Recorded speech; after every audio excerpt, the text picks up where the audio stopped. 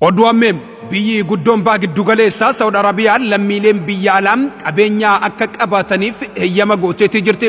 Mootummaan Saudi Arabiyaa gurraandhala 22-26 irraa eegalee lammiileen biyya alaa biyyattii keessatti bakka kamittuu mana lafaa fi qonna akka qabaatan ifatti heeyyamteetii jirti. Murteen seena qabeessi kun qaama mul'ata 2030 kan caasaa diinagdee biyyattii jijjiiruuf kaayyeeffate ta'uun ibsameetii jira. Qabxiileen ijoon maalii gaafii jettuuf naannolee abbummaa lammiilee biyya alaa fi dhaabbilee biyya alaa guutummaa Saudi Arabiyaa Riyaadii fi Jidda dabalatee keessatti qabeenya bitachuu danda'u jedhameetii jira. Inni lammaffaan gosa qabeenya mana jireenyaa, qabeenya daldalaa, lafa industirii fi qonnaa bitachuun ni hayyamama. Inni sadaffaan sadarkaa addaa Makkaa fi Madiinaa magaalota qulqulluu Makkaa fi Madiinaa keessatti qabeenya bitachuu kan danda'u musliimoota qofa yoo ta'u, garuu labsiileen haaraan kun naannolee kanneeniif sirna qajeelfamaa ifa ta'e diriirseetii jira. Bittaa hunduu karaa waltajjii diijitaalaa ofiisaa qabeenya Suudii jedhamuun qofaan kan raawwatamu yoo ta'u, seerri haaraan kun daangaawwan ciccimoo kanaan dura turan guutumatti ni haqa jedhameetii jira. Lammiileen biyya alaa Saudi Arabiyaa jiraatan mana ofii akka bitatan ni taasisa. Inni lammaffaan investoroota idil addunyaa pirojektoota gurguddoo Saudii kan akka NEOM irratti kallattiin akka hirmaatan ni taasisa jedhameetii jira.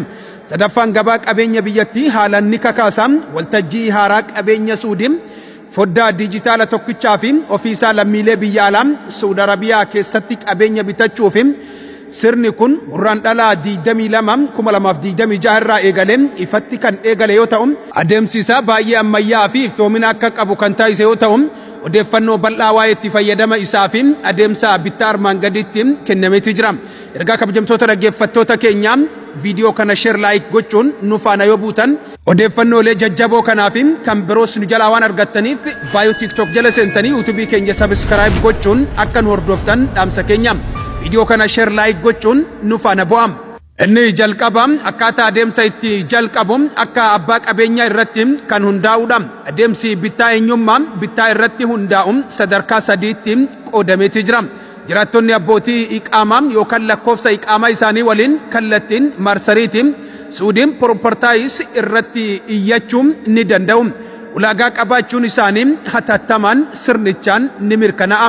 Inni lammaffaan namoota jiraattota hin taane dursa diijitaal ID imbaasii Suudiin biyya jiraatan irraa argachuu qabu. Sana booda waltajjii irratti itti fayyadamuu danda'u. Inni sadaffaan dhaabbilee biyya alaa dura waltajjii investii Suudii irratti galmaa'anii lakkoofsa daldalaa Unified Number 700 argachuu qabu. Inni biraa immoo adeemsa bittaa tartiiba tarkaanfii isaa qabeenya filachuu naannawa teessuma lafaa zoonii muudamaa waltajjii irratti ormaaf hayyamame adda baasuudha. Inni lammaffaan iyyata bal'aa qabeenya lakkoofsa sanadaa fi ibsa bittaa karaa qabeenya Suudii guutuudha. Ergaa kabajamtoota dhaggeeffattoota keenyaa guutuu isaa YouTube chaanaalee keenyaa baay'oo TikTok jala seentanii argattanii nu hordofuu dandeessu. Abdii ture kasin faana ture hora bulaam. Taamole waarisanii buna walwaamu ollaa firrinii ciisa boraati tolchaa jala seenna cilee qoree yuuma xaddoodha yattee feetu ginnaa dagalee dabsitee ejjattu deemsa toltaa qaamoo walaa boorsi. Seenaa waraanaam addunyaam ammayyaawaa keessatti taateen akkanaa takka dhagaameen beekuun biyyi teekinooloojii fi humna waraanaatiin addunyaa dursitti jedhamtuun Ameerikaan har'aa biyya qoqqobbiin hudhamtee jirtuun Iraan irraa barumsa waraanaa fudhachuuf dirqamtee jirti. Oduun gabaasa icciitiin Maariivii fi ABC Awustiraaliyaa irraa beem waan namni amanuuf rakkatudha.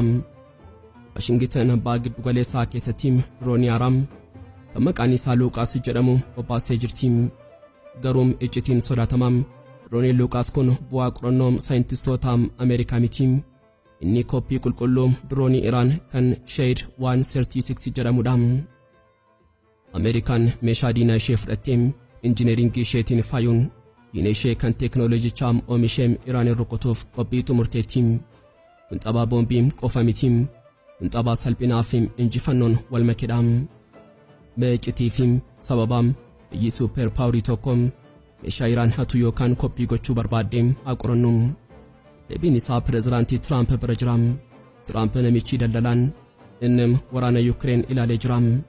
Dirooniin Iraan Shahid gatiin ishee $20,000 qofa taatiin taankiiwwanii fi buufataalee Yuukireen kan gatiin isaanii ሚሊዮና ለካሙም የሮዳራ ጎቱም አርጌጅራም ፋላ ከናቲን አሜሪካን ድሮኒ ከነኩፊሱፍ ሳይላ ፓትሪዮቲም እንገቲኒሳ ዶላር ሚሊዮን ተኮ ኦለቶም ኡካስቲም ትራምፕ ኩን ሄረጋ ካሳራቲም ምትሰኩመ ኢሳኒም ድሮኒ ረከሳም ከነካቱ ተከኒሳም ዲነዌረሩም ኦሚሹ ቀምነጀቹን አጀጃ ደበርሲም ሉቃስ ደለቹን ኢሳም ሰከናፊም አሜሪካን ኢራኒን ቴክኖሎጂ ክያም ሀቴም ቹኒ መትቱርቲም አገሩም ኦፊሼቲም ቴክኖሎጂም ኢራን ሀቱ ኤገልቴ ጅርቲም ረጋን ቀበተማን ለፈራር ገሜም አካሙልሱቲም አሜሪካን ድሮኒ ከናም ቴስቲጎቹፍ ኢዶፈጎ እንደምኔም ቬኔዙዌላ ኬሰቲም ዩሮ ፕሬዝዳንት ማድሮ ቀቡፍ ዱለባንቴ ሰነቲም ኡመኒ ካራካስ ሰገሌ አዳም ከነካሞ ተራ በለሊውም ሰሚራ ደጋትራን ሰገሌን ኩን መለቶ ድሮኒ ሻይድ ዮካን ሉቃሲቲም ከነጀቹን አሜሪካን ሜሻ ኢራን ፈካቱ ከናን ኢራን ሩኩቶፍ ሻከላ ጥሙርቴቲም ጀቹዳም ዶክተር አሌክሳንድራ ሞሌይ ዩን ወራናም እጭቲ ከናሳ ጥልቴ ጅርቲም አሜሪካን መዳሊም ወራና ጅጅሩፍ ሲቢሉማን ሲቢለሙሩም ፍለቴ ጅርቲም ገሩት ኢራን ጭቲ ከናም ዱርሲቴ ቤክቴ ጅርቲም መዲ ኦላናን ሞቱማ ኢራን ሮይተርስ ተከይሜቲም አሜሪካን ሜሻ ከኛም ኮፒ ጎቹ ለንዴሲም ገሩ ኦኔ ከኛ ኮፒ ጎቹ እንደንዴሱ ጀራም ኢራን ሙደማ ወራናም አሜሪካን ባግድ ጎሌሳ ከሰቲ ጎቻ ጅርቱ ከናፍ የቢዱማም ኮፔስቴ ጅርቲም ከሌላንሱን ጥቆ ሳታቱ ጉዳም ኢቲያካ ወራና ወሌ ገላቲ ፍረናም ዴቢን ከኛስ ዳንጋይን ቀቡጀቲም ባይለ ስላሴ ጊዜ ወንበዴ እየተባለ ስንገደል ነበር።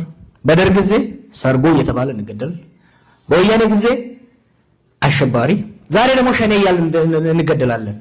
እኛ ብቻ ግን አይደለንም። ትግራይን ጁንታ ብለው ነው የጨረሱት። ዛሬ አማራን ፋኖ ብለው እየጨረሱት ነው። we must say injustice even to our worst adversary should not be tolerated. እነዚህ ስሞች dehumanization ነው. You know the 4Ds I always talk about. You dehumanize people. namumma ramun kitaguro namumma ramun kite gafa fanno te shaytanata gafa shene te shaytanata gafa junta se shaytanata እስቲ ስንቶቻችሁ ናችሁ ጌታቸው ረዳ ጁንታ በሚል ጌታቸው ረዳ ሰው መሆኑ ቀርቶ ሰይጣን እኮ የመሰለው ማሰው ነበር እኩል ጋዊ ነው እንዴ it is ዛሬም ቢሆን it is very important በስልጣን ላይ ያሉ ኃይሎች እኔም ይሁን ማንንም ይሁን ስልጣን ላይ ያለ ሰው አንድን ቡድን ፈርጆ ወደ ማጥቃት ሲሄድ ለምን አሁን የጀመርኩት አንዱ የጀመርኩበት ዘመቻ አዝማሚያው ነው from 20 አብይ በእኛ ደም ስልጣን ላይ መጣ 2018 2019 he was hardcore ኦሮሞ ናሽናሊስት ሲያየው ንጉስ ሊሆን የሚፈቅድለት የፖለቲካ አስተሳሰብ የለም ተግዳዳሪ ደግሞ በዛበት ኦሮሞ ካምፕ ውስጥ እንደ ድርጅት ሆነጋ አለ ኦፌኮ አለ እንደ ግለሰብ ነው ያለው ለማ አለ he switched ኢትዮጵያ እየዘፈነ የአማራ ወንድሞቻችንን አሰልፈው እኛን መጣ ቀጥሎ ትግራይን መጣ